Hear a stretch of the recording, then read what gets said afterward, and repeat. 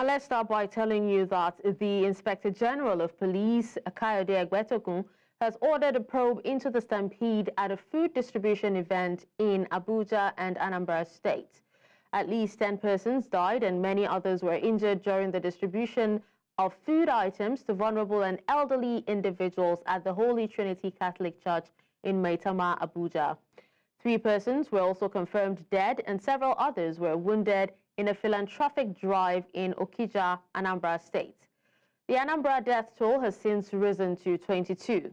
Now, authorities are calling for calm while the injured are being treated following the stampede in Abuja. In the wake of the incidents, IGP Egbetokun said negligence on the part of those distributing items is criminal. At a press conference in Abuja, the spokesman of the Nigerian Police Force, Muyiwa Adejobi, quoted the IGP as mandating all police commissioners in the affected states to probe the incidents. Now, the police have also warned the public against organizing unauthorized events.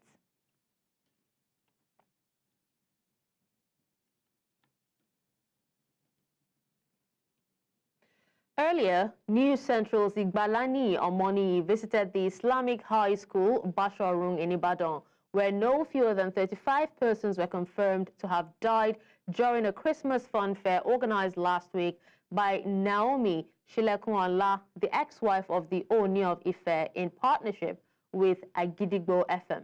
Take a look. Islamic High School, Basharu. This is the school where the event was set to happen. But let's start with the flyer here so that we know what exactly we're dealing with. Now, the flyer here just says Children Fun Fair, and I would like to bring our attention to this entry here, which says is free, and it is for ages 1 to 13, according to the information we got. This is the school, and I'm walking towards the gate right now, and from what I can see inside, the landmass is quite great. They were expecting about 5,000 people for the fun fair event. And with what I can see here, with the kind of land space and the structures in here, it can take quite more than that, or even double that space. Now, this is a citadel of learning, but over the days, in the past 2 days, it has become a place of, I wouldn't say tragedy for so many people, as 35 children have been confirmed dead and even 6 more injured, with so many that are not accounted for at the moment. Let's now bring in Kenneth Ikenwa, public policy and management expert. Thank you so much for joining us on the news, Dr. Ikenwa. Good evening. Thanks for having me on. Now, some have attributed these unfortunate incidents as entirely avoidable and, caused mainly by policy gaps. Do you share this view? Well, before we go into the nitty-gritty of the subject matter, I would like to commiserate with the families that have lost their very, very cherished children and other family members. I'm in solidarity with those families today, and I decided to put on green rather than put on black. And it begs a lot about the Nigerian question.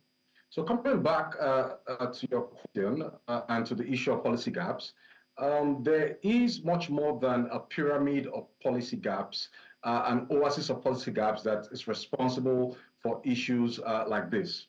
This is one issue too many. And talking about just one P, which is policy, is not just enough. We must be very holistic in our analysis of the subject matter and look at how we can have a regulatory framework that will cut across the nook and crannies of the entire federation, so that when events like this are intended, for distribution, intended to help in the elevation of living standards of people and living conditions, that regulatory framework would actually be followed. But if you give me the time, I would say that this situation actually speaks to about 3 or 4 major issues, which we must bring to the fore. The first is the poverty rate in Nigeria. If we didn't have a humongous poverty rate in the excess of about 60 to 70%, both multidimensional poverty and abject poverty, we won't be having people rushing to places like this just to get a derica of rice, a derica of beans for their living. Second, it speaks to the deepening low level of economic freedom in this country. It means that the freedom with which people are supposed to move from one level or state of standard of living to the other is getting darker and darker. And the economic hardship actually tells us more about why this is the situation. And there is a lack of distributive justice. And that is why we see that rather than bring so many people out of poverty with the kind of resources that we have, we are taking them further and further into poverty. And finally, very pathetically, it is a justification for what ought not to be in Nigeria, which is reversed Pareto optimality. And what does that mean? There's reverse social efficiency. Events like this, for instance, are supposed to come with a lot of marginal social benefits, but we are beginning to see that they are coming with marginal social cost, and the cost elongating itself, extending itself to taking a lot of innocent lives out of Nigeria, out of families, bringing tears into families and into homes, which ought not to be at a season like this. I hope the government will look at this more holistically and do something about it so that we avoid things like this happening in 2025 and afterwards. And now you talked about, bringing social tears, and a video was actually played while you were speaking, and that was actually from a similar event from last year, and you could actually see children, parents standing with their, last week, I beg your pardon, parents standing with their children on fences and children being thrown over the fence. I don't know if you can actually see that clearly, but that is actually what was obtainable at this particular event. And looking at the number of people that were even gathered so closely together. What is your take on this? And, what does this say about, the desperation for people to want to get, enough to be able to feed their families and even also, have enough for their next meal?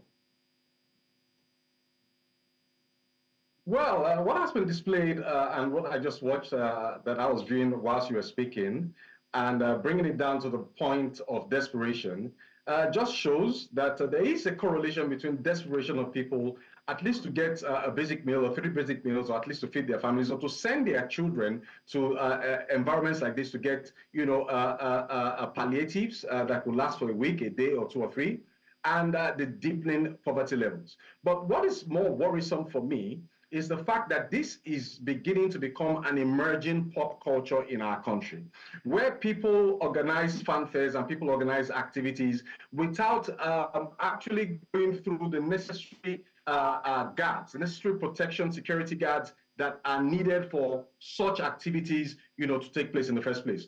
So we need to question the authorization process. We need to question the tactics. We need to question the architecture around which most of these activities are actually allowed to even exist in the first place. But much more beyond that, what we have seen is the fact that Nigerians is a testimony, albeit very painful, albeit very dark, very diabolic, is a testimony to the fact that there is a high level of poverty in this country, and people would go anywhere to get a free meal, even without getting a ticket for that free meal. So we must begin to think of how we can reverse these conditions, think of how we can remove this away from our culture, and think of how we can ensure that the commonwealth in this country is distributed fairly, and everybody enjoys distributive justice, and everybody can at least boast of 3 square meals for their families and for themselves going forward. All right, now, but how difficult is it for the Nigerian system to embrace a rules-based order? Would you say we're dealing with badly written laws, or people who simply won't enforce or even obey these laws? The first thing I would like to say when it comes to social gatherings and congregations is that it is innate in our culture. As Africans, as Nigerians, it is innate in our culture, especially at seasons like this, away from, the poverty differentiation and integration or calculus that comes into analyzing this issue. It is innate in our culture to want to gather, to want to socialize, and to want to have a meal, enjoy a meal with friends. So when you look at the culture and you look at how the possibilities of coming together and drafting the rules and drafting the regulations, it is easy to draft those rules and draft those. In consulting and in strategy, culture will always eat up strategy for a breakfast. So what we need actually is cultural re-engineering and not just strategic documents and blueprints, and then, you know, the other that comes with investigate this after the harm has been done. We must go down to the nooks and crannies, to the nitty-gritty, to the grassroots, where these cultures are being fermented, are being socialized into people, and begin to reorientate our people with respect to social gatherings and social movements like this. And we must also question the motive behind which some people organize these fanfares. Is it to promote themselves politically? Is it to promote themselves psycho-spiritually or psychoculturally? We must get to the bottom of it. People can't just be dying and dying and dying and nobody begs the question or asks the necessary questions. So we need to come back to culture. We need to have cultural re-engineering. We need to have values re-engineering so that we can address the issue. When we address it from the social-cultural point of view, it will be easier for people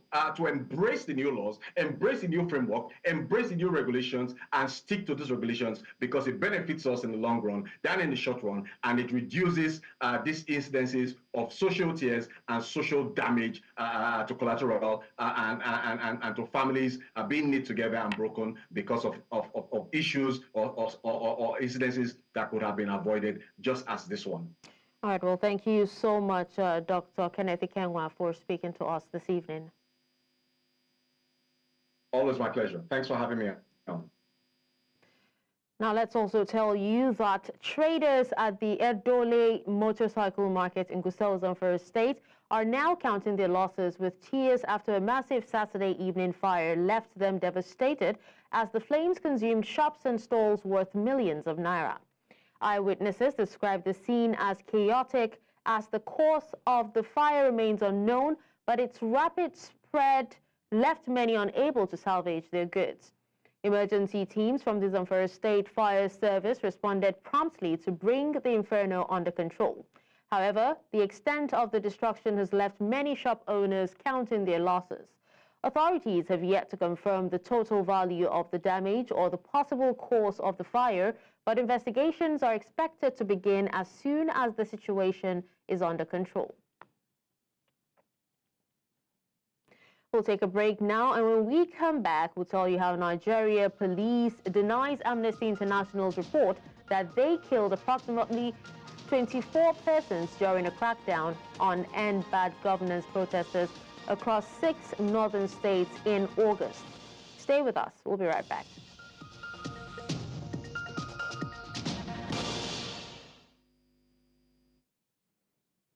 Welcome back. The Nigerian police force has denied allegations by Amnesty International in its recent report titled Bloody August, Nigeria government's violent crackdown on #EndBadGovernance protests, which claims that approximately 24 persons were killed by the police across 6 northern states of the country. The force public relations officer, Olumuyiwa Adejobi, while responding to the allegations, says that the Inspector General of Police had initially ordered a comprehensive and independent investigation into the claims, but found out that the allegations by Amnesty International are false and misleading. He says that the 3 deaths in Borno State, which Amnesty International had attributed to police actions, were actually caused by an explosion which was unrelated to the protests. International claimed on pages 22 and 25 of its report that these 3 individuals died when a hand grenade was thrown into the filling station by a convoy of police vehicles. These allegations are not only false and misleading, but are also a clear attempt to incite the general public against the police and tarnish the image of the Nigerian police force in the eyes of the international community. Reputable sources in Suleja and Tafa areas confirmed that nobody was killed by the police in Niger State on 1st August 2024. It is instructive to note that Amnesty International's claim was based solely on an unverified and disputed report published in Premium Times on 18th August 2024, titled The General Superintendent of the Deeper Life Bible Church, Pastor William Kumuyi, has called on Nigerian leaders to prioritize the selection of the best minds to drive the nation's development and tackle pressing challenges. Now, speaking at a press conference ahead of the church's National December Retreat and Global Crusade tagged GCK, Pastor Kumuyi stressed the need for leaders to engage with all segments of society to chart a progressive path for the country. He urged leaders at the local, state, and federal levels to fulfill their responsibilities by listening to the populace and addressing their concerns effectively. Pastor Kumuyi also highlighted the critical role of the church in fostering national stability and contributing to the nation's development.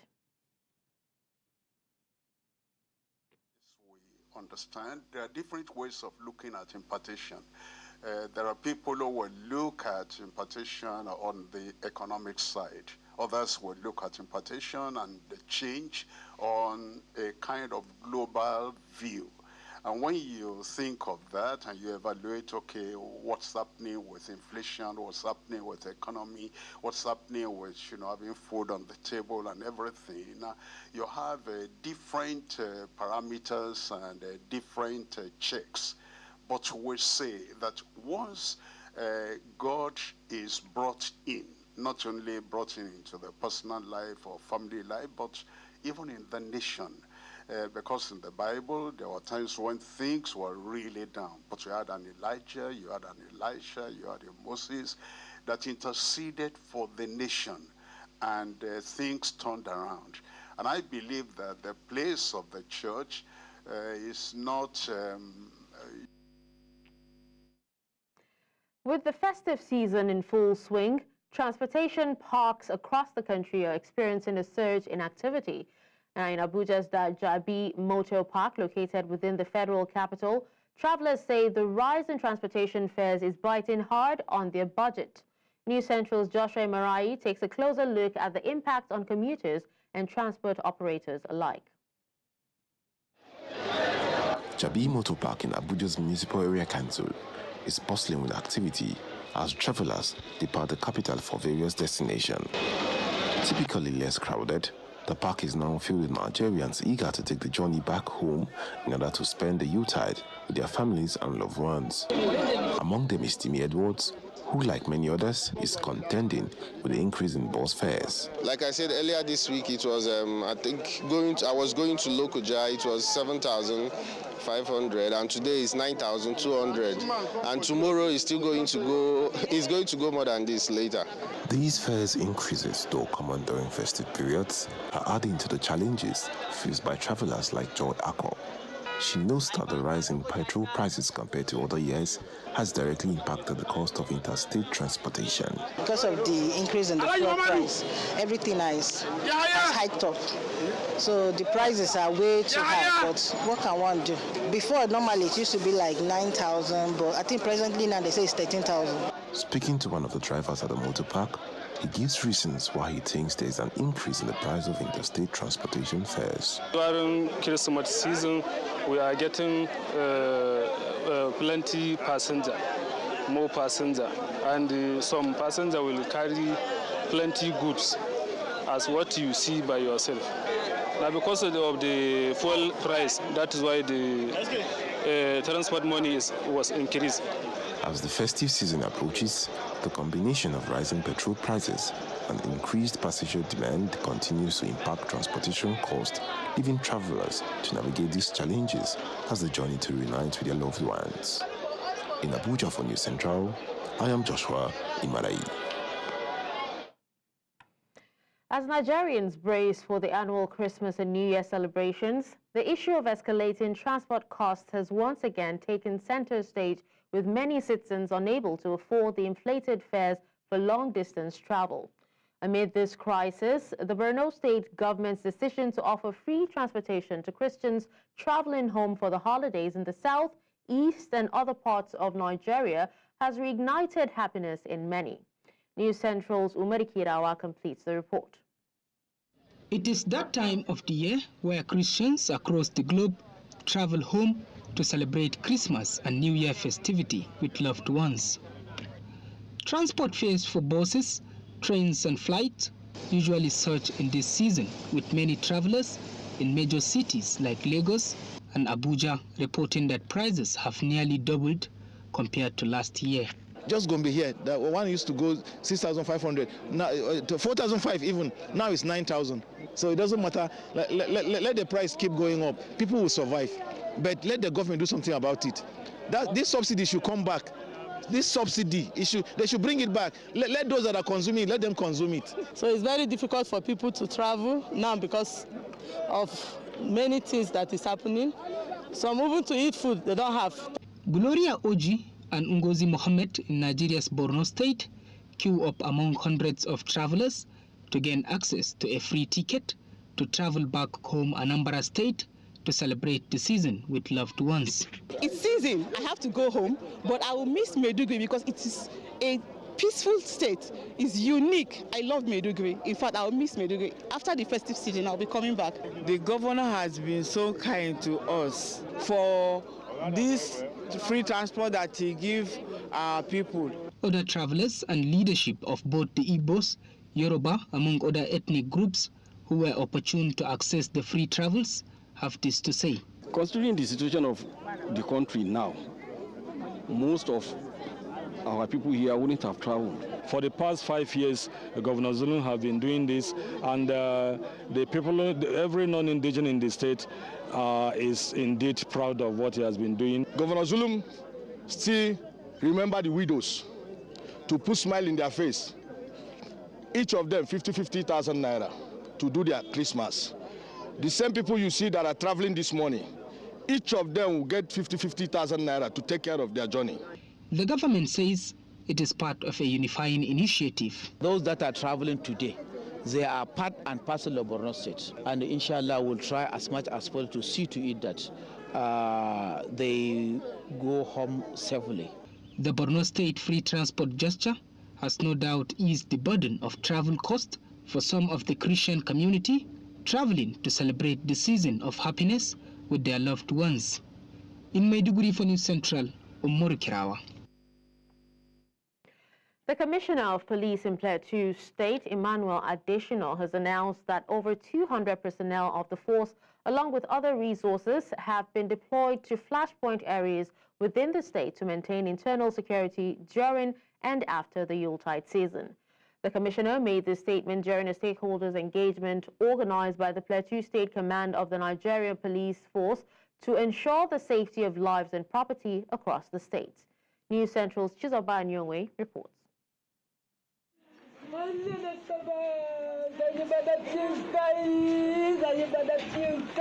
Christmas Eve of 2023 was dubbed Black Sunday in Plateau State after unknown gunmen unleashed terror on several local government areas, including Mangu, Bokos, Barkin-Ladi, Riom, and Bassa. The attacks claimed numerous lives, left many injured, and resulted in the destruction of unquantifiable property. To prevent a recurrence of such a nightmare, the State Commissioner of Police convened this engagement. There's going to be total closure of all nightclubs in all these affected local governments.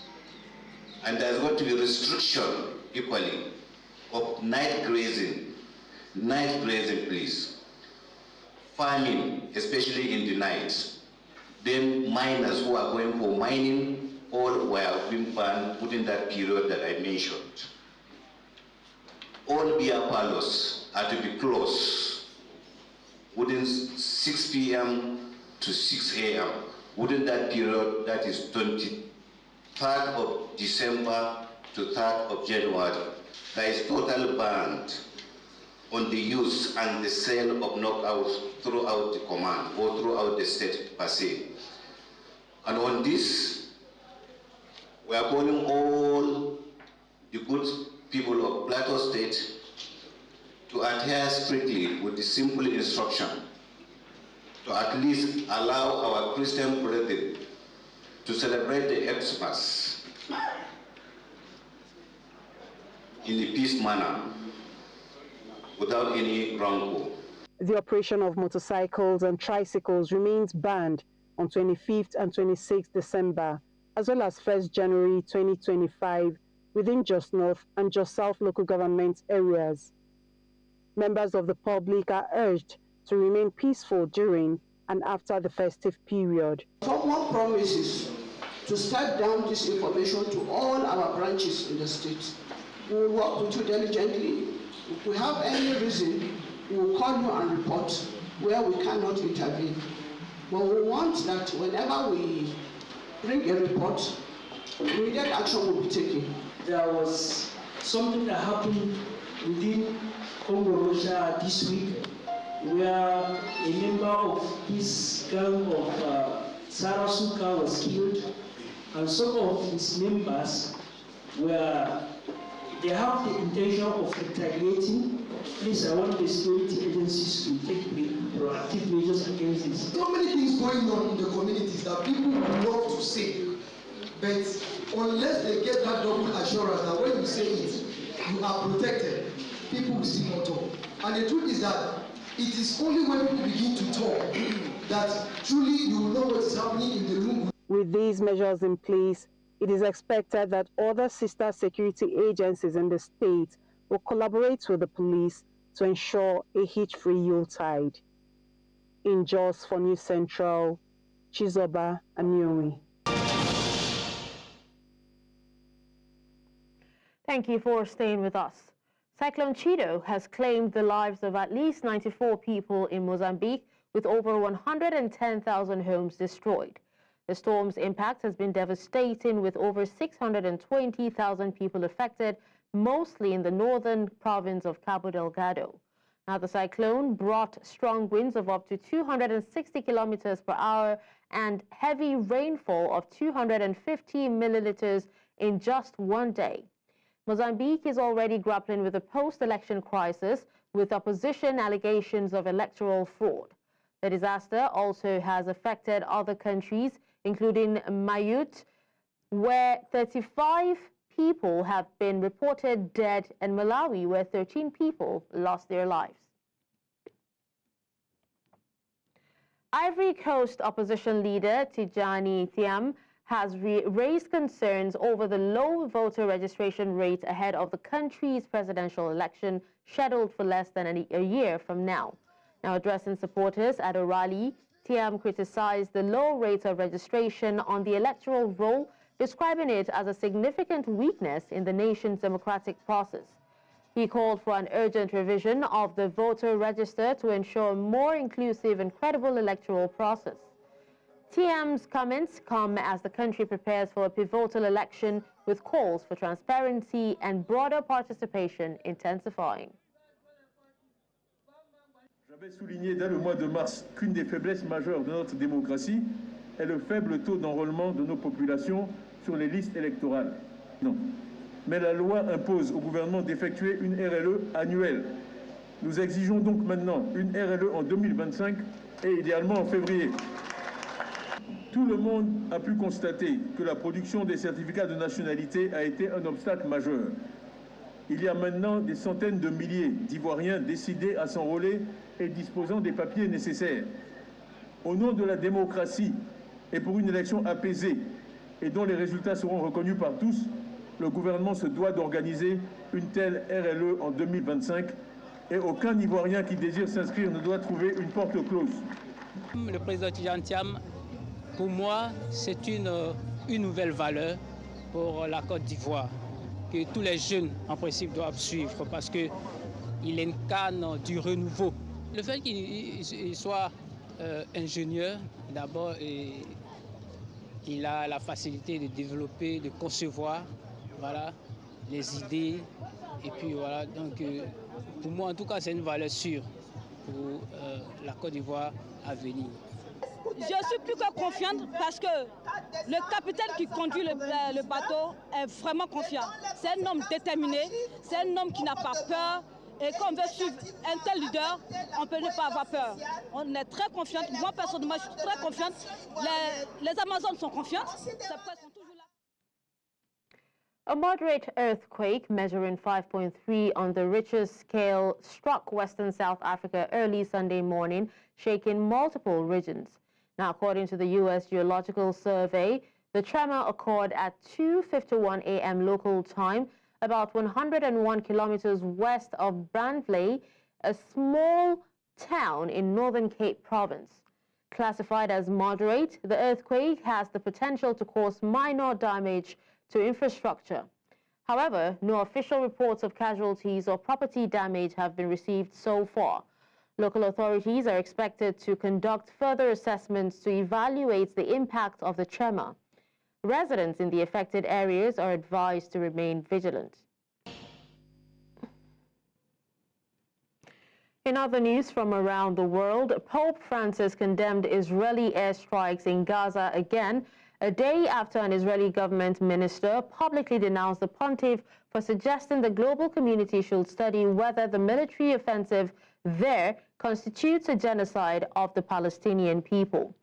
Francis opened his annual Christmas address to the Catholic cardinals who led the Vatican's various departments with what appeared to be a reference to Israeli airstrikes on Friday that medics said killed at least 25 Palestinians in Gaza. The IDF did not immediately comment on the strikes, but has long said it only targets terrorists that Hamas hides among civilians. Con dolore penso a Gaza, a tanta crudeltà, ai bambini mitragliati, ai bombardamenti di scuole e ospedali. Quanta crudeltà. Approximately 2,000 people gathered outside the cathedral in Magdeburg, Germany, to pay tribute to the victims of a devastating car ramming attack at the Christmas market. The attack claimed the lives of at least 5 people and left over 200 injured.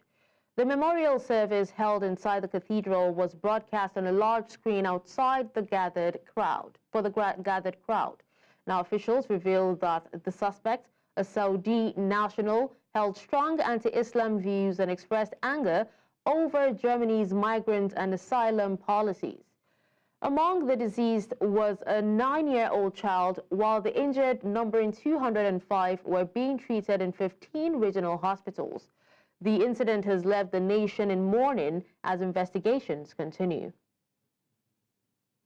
Schockiert, traurig, fassungslos, dass sowas hier in Magdeburg passiert. Genau, vor allem Traurigkeit überwiegt, genau. Ja, die Traurigkeit, dass unsere Welt so weit kommen muss, dass so etwas immer noch passiert, 2024, in einer Welt, wo eigentlich alles so schön sein kann, ja, und es ist ja Traurigkeit.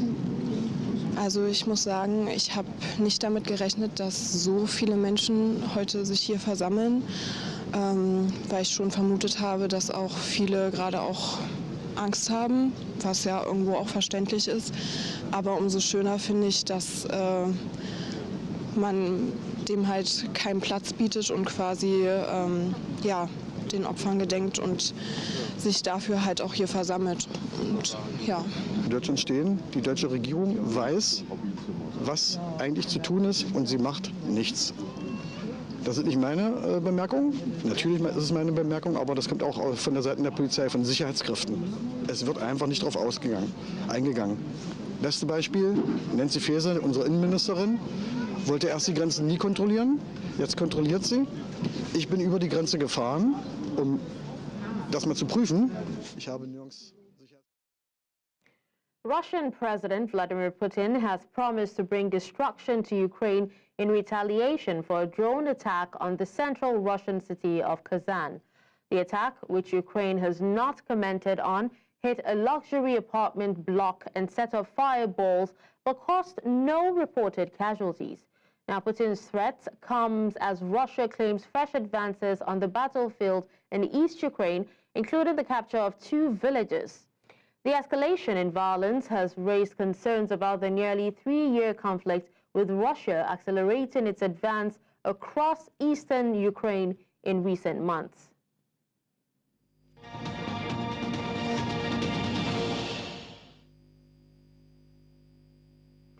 In business, South Africa's power utility, Eskom, has raised alarm over escalating municipal debt, which surged 27% to 74.4 billion rand in 2024 and further soared by 28% to 95.4 billion rand by November.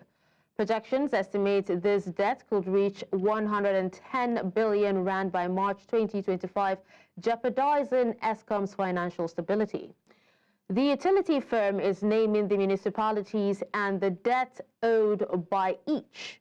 The utility revealed that over half of the outstanding debt is owed by the top 10 defaulting municipalities, with Emalani municipality leading the defaulters at 9.9 billion rand, and Eskom warned that if no action is taken, its ability to continue operations could be at risk, highlighting the urgent need for intervention to address the ballooning debt crisis. The Central Bank of Nigeria revealed that diaspora remittances via international money transfer operators reached $4.22 billion between January and October 2024, marking a 61.1% increase from $2.62 billion in the same period in 2023. CBN Governor Olayemi Cardoso, addressing the Senate Committee on Banking, attributed the growth to enhanced remittance efficiency, President Bola Tinubu's policies, and rising trust among Nigerians abroad. Monthly remittances also grew from $336 million in September to $402 million in October. Cardoso expressed optimism that remittance inflows will continue to rise through year-end, reinforcing their role in national development and economic stability. Still talking business, Ghana is on a steady path to macroeconomic stability, with Deloitte projecting 4.9% growth in 2004 and 5.1% in 2025.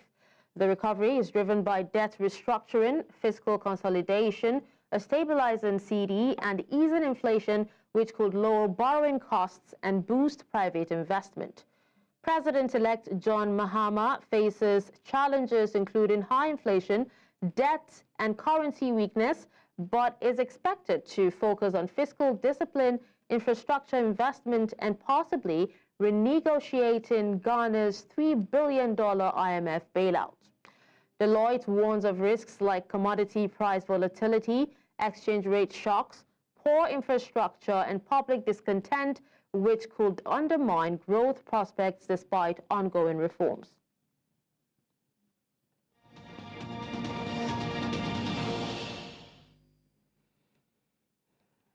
Now, in the world of sports, Victor Osimhen stole the spotlight in the Turkish Super League on Sunday, scoring twice in Galatasaray's dominant 5-1 victory over Kayserispor. Now, making his first start since recovering from injury, the Nigerian striker opened the scoring in the 4th minute with a penalty. Kayserispor equalized in the 14th minute through Bahoken, but Yilmaz restored Galatasaray's lead in the 29th minute. Yunus Akgun extended the advantage in the second half before Osimhen completed his brace in the 71st minute. Yilmaz sealed the emphatic win late on. The Super Eagles forward now has 12 goals for Galatasaray this season, cementing his position as a key player for the Turkish side. Manchester United suffered a crushing 3-0 defeat to Bournemouth at Old Trafford on Sunday, marking Ruben Amorim's 4th loss in 9 matches since taking charge in November. The struggling side, already reeling from a 4-3 League Cup quarter-final exit to Tottenham earlier in the week, failed to recover from a lackluster performance. Bournemouth took the lead in the first half through Dean Housen, with Justin Kluivert and Antoine Semenyo adding goals after the break to seal United's misery. The defeat highlights the ongoing challenges under Amorim, who replaced Erik ten Hag amid high expectations. Meanwhile, Chelsea settled for a goalless draw against Everton. The result ended their 5-match winning run in the league. Still talking sports, Tiger Woods and his 15-year-old son Charlie are tied for the lead after the first round of the PNC Championship in Orlando, carding a 59 and sitting at 13 under. They share the lead with Benhad and Jason Langer, and also Vijay and Cass Singh. The 36-hole exhibition, featuring current and former golfers paired with a parent or child, concludes Sunday. Now, Woods, making his 5th appearance at the event, is playing for the first time since back surgery in September. Despite struggling with his game, Woods expressed satisfaction with their performance, praising Charlie's putting. Woods acknowledged Charlie had once beaten him for 9 holes, but joked that the day when Charlie beats him for 18 holes is coming. And that's all at this hour. But before we go, here's another look at some of our top stories. You heard that the IG of police has ordered a probe into stampedes in Abuja and Anambra that have killed scores. You also heard that traders have been counting their losses after massive flames destroyed shops, other wares at popular Zamfara motorcycle shops. Finally, we told you that death toll from Cyclone Chido in Mozambique has risen to 94. You can watch News Central live on DSTV channel 422, Star Times channel 274, Avo TV, and YouTube. Many thanks for watching. I'm Darshan Usman.